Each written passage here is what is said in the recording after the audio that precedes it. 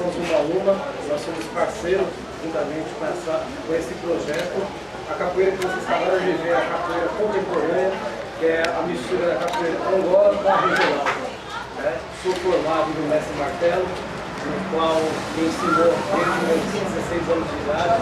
Também treinei com o Mestre Zambuja e na região aqui nós realizamos diversos trabalhos.